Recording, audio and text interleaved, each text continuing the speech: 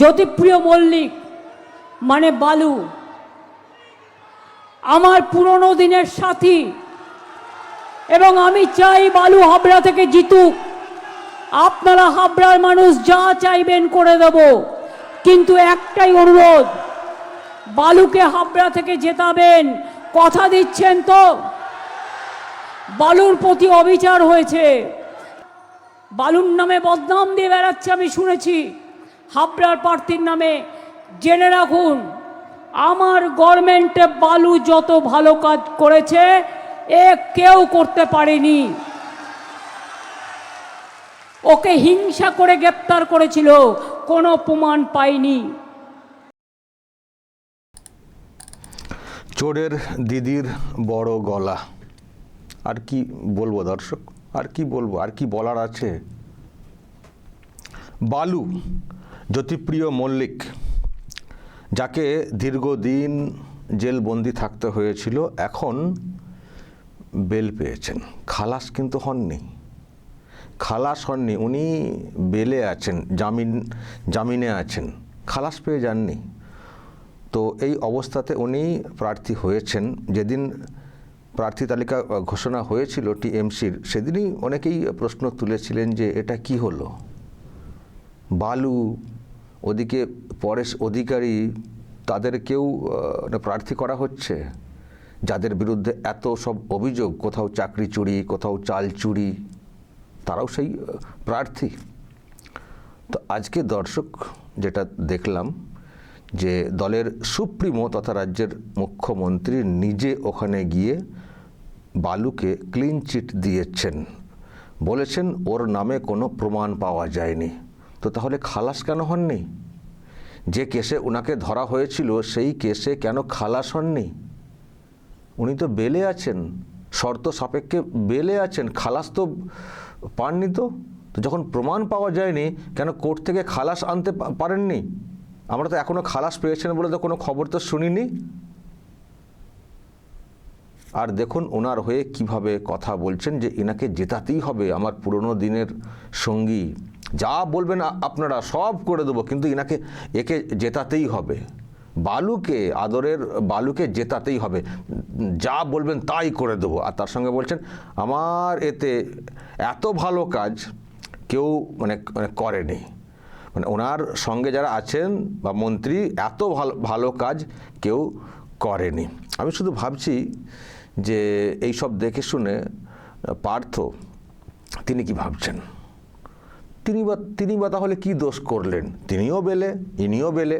তো বেল পেলে যদি খালাস হওয়া যায়, বেল পেলে যদি বলা যায় যে কোনো প্রমাণ পাওয়া যায়নি, তাহলে বেচারা পার্থ তিনি কি দোষ করলেন?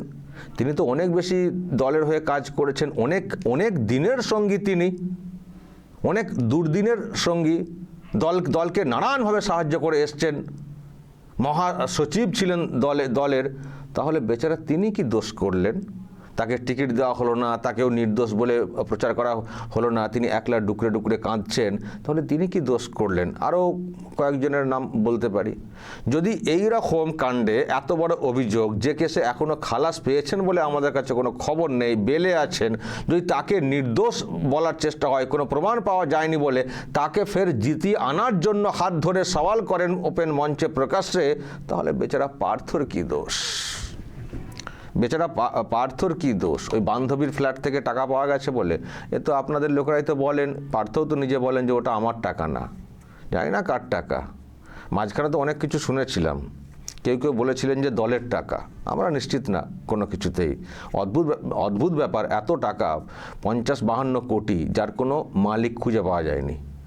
কার টাকা কেউ দাবি করছেন না, অতগুলো টাকা, বুঝতে পারছেন? তো যাই হোক, সেই পার্থও তো বেরিয়ে এসছেন, তাকেও তো জামিনে রাখা হয়েছে, তাহলে তাকে কেন টিকিট দিলেন না দিদি, তারও তো একটু বলতে পারতেন। নাকি মানে উনি বেলে থাকলেও ওনাকে আপনারা দোষী বলে মনে করছেন? যদি সেটা হয় দোষী, তাহলে কিসের দোষ, কার দোষে দোষী? যদি ওই টাকা পয়সাটা নিয়ে ভেবে থাকেন যে দোষী পার্থ, তাহলে কার দোষে দোষী? ওই টাকাটা কিসের টাকা, কি জন্য টাকা? ওনাকে তো খুব বেশি বলতে দিলেন না, তো পার্থরও ভাবা উচিত, আজকের দিনটা বিশেষ করে এটা দেখে ভাবা উচিত যে যদি বালুকে হাত ধরে বলতে পারেন ওকে মানে ফাঁসানো হয়েছে, বদনাম করা হচ্ছে, তাহলে আমি কেন এত দোষ পাবো? আমি কার জন্য চুরি করেছি যদি করে থাকেন, তাহলে তার বলে দেওয়া উচিত। পার্থরও আবার বলছি, পার্থরও দোষ আছে, উনি বললেন না, আশায় ছিলেন যে ওনাকেও ক্লিন চিট দেওয়া হবে বা ইত্যাদি, বললেন না, সব দোষ সব মুখ বুজে সহ্য করলেন, কারো নাম উল্লেখ করলেন না। হয়তো জেলেতে খানিকটা ফ্যাসিলিটি পেয়েছিলেন, হতে পারে, বা আরও আশায় ছিলেন যে একদিন না একদিন কিছু একটা হবে, পেয়ে যাব। তো আজকে বুঝুন কীরকম সাইড করে দিলেন সুপ্রিমো। আর কোথায় বালু? নিশ্চয়ই পার্থ থেকে অনেক নিচে, দলের অবদানের ক্ষেত্রে অনেক নিচে। সেই বালুকে হাত ধরে জেতানোর জন্য ওই রকম মরিয়া মনোভাব দেখাচ্ছেন যে যা বলবেন তাই করে দেবো, কিন্তু বালুকে আমার জেতাতে হবে।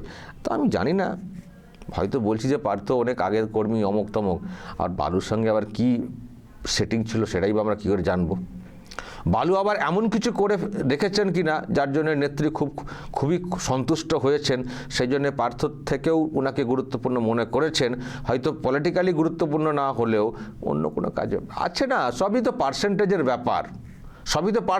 ব্যাপার না। সুতরাং কে কোত্থেকে কীভাবে পুষিয়েছেন, বা আর কোনো বিপদের আশঙ্কা থেকে বালুকে গুরুত্ব দেওয়া, কি জানি, এ দলের বোঝা কিন্তু খুব মুশকিল। তবে যাই হোক, একটাই বলবো, যদি এই রকম অবস্থানে উনি এইভাবে প্রকাশ্যে বলতে পারেন, আমি জানি না এই চেনাটাকে কি চেনা বলবেন, এই চেনাটাকে যে বালু নাকি খুব ভালো ছেলে, অমক তমক, এই যে চেনাটা, এটা কি রতন চেনে বলবেন না কি বলবেন আমি জানি না। তবে মানুষকে একটা জিনিস ভাবতে বলবো, এত বড় কাণ্ড, এত কিছু, যিনি এখনও ক্লিন চিট পাননি, বেলে আছেন, তার হয়ে যদি এইভাবে প্রকাশ্যে গলাবাজি করেন, তাহলে এই সরকারটা নতুন করে এলে তাহলে কি হবে?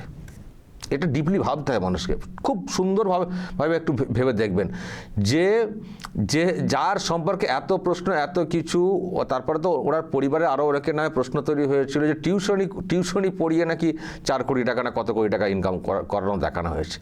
এত কিছু, এত সব বিষয় সামনে এলো, যার এখনও ফয়সালা হয়নি, মানে কেস এখনও পেন্ডিং, উনি এখন জাস্ট জামিনে আছেন।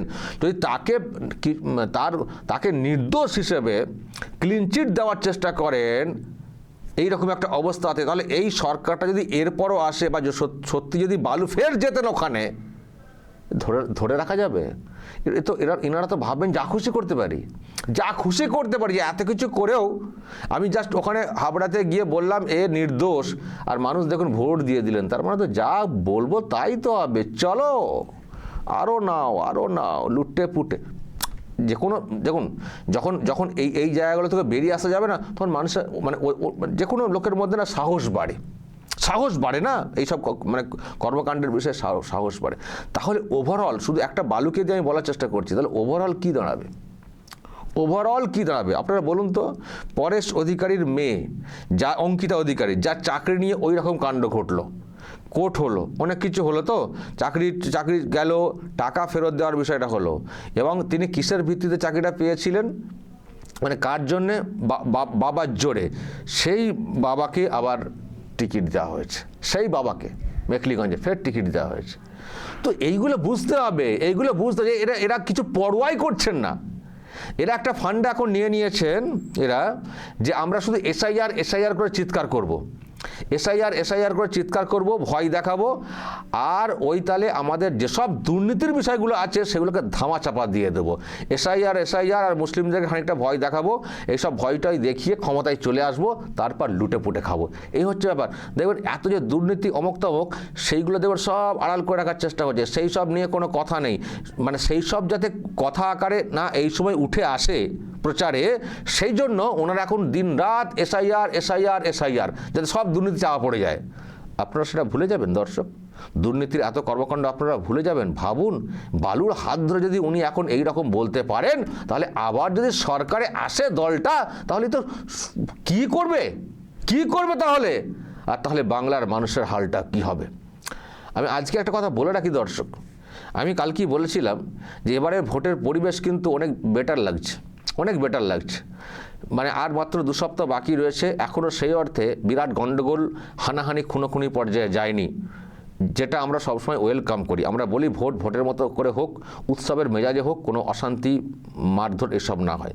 তো এবারে ভোট কিন্তু সেই রকম দেখছি এখনও পর্যন্ত। এগুলো বলা যাবে না যতক্ষণ না আরও পুরো ভোটের দিনটা পর্যন্ত আসছে, এবং ভোটের দিনটা দেখতে হবে। তো যাই হোক, অন্যান্য সময় এই সময় কিন্তু বিরাট গণ্ডগোল লেগে যায়।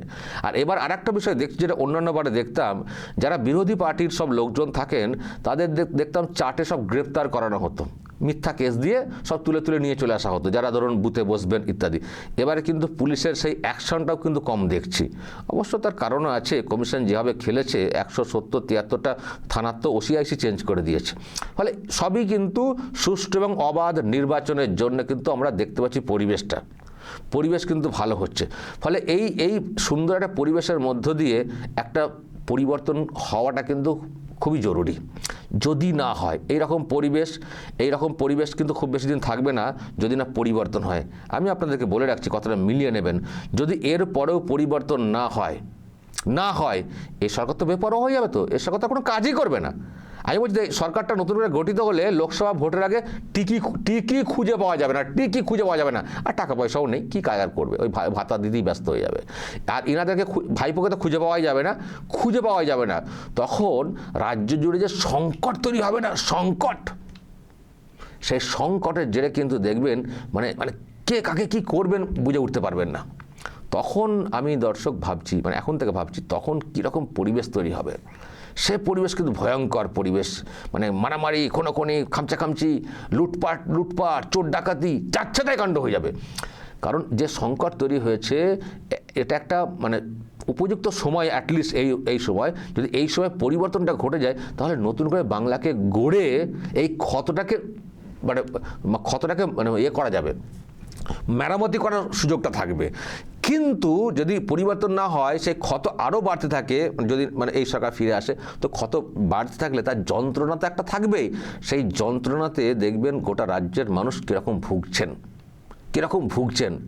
মানে সেই দেখেছেন, অনেক সময় শুনেছেন, কোনোদিন শুনবেন হয় অমুক জায়গায় অমুক গণ্ডগোল হয়ে গেল, তমুক জায়গায় হয় ওর বডি রাস্তায় পড়ে আছে, মানে এইরকম খুব যাচ্ছেতাই কাণ্ড হয়ে যাবে, শুধুমাত্র সংকটের জন্যে, মানুষের হাহাকার পরিস্থিতির জন্যে তখন মানুষ বেপরোয়া হয়ে যাবেন।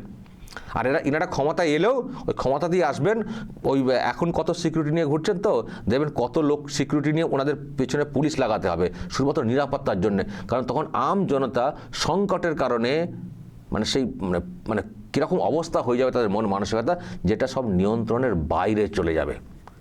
বড় সংকট হলে যেমন সব কিছু নিয়ন্ত্রণের বাইরে চলে যাবে। আমি সেজন্যই বলছি, যখন এত ভালো পরিবেশ পাচ্ছি, যখন ওনাদের মুখোশগুলো আমরা আরও নতুন করে খুলে পড়তে, নিজেরাই মুখোশ খুলে ফেলছেন, নিজেরাই দেখুন না, এইরকমভাবে দেখালে বলুন তো কোনো মানুষ ভালো বলবেন? আরে কী রে ভাই, এই বালুকে অ্যাটলিস্ট প্রার্থী করেছেন একটু চুপ করে সাইডে থাকুন, অন্য কাউকে পাঠান। উনি নিজে গিয়ে বলছেন এটা, তার মানে এরা ক্ষমতা এলে কী বলবেন?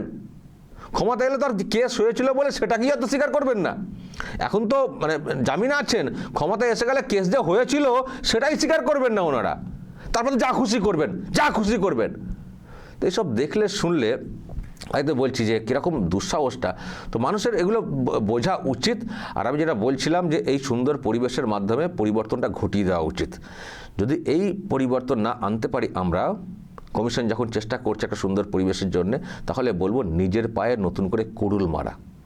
এরপর যে কি হবে রাজ্যটার, সেটা তখনই বুঝতে পারবেন। আমি এখন থেকে কোথাও ফিল করছি। দর্শক, আপনারা কি ফিল করছেন বলবেন, এবং দিদিমণি যেভাবে আজকে বালুর হয়ে গলা ফাটালেন, কি হবে এর জের? অবশ্যই দর্শক মতামত রাখবেন এবং নজর রাখবেন আরামবাগ টিভিতে।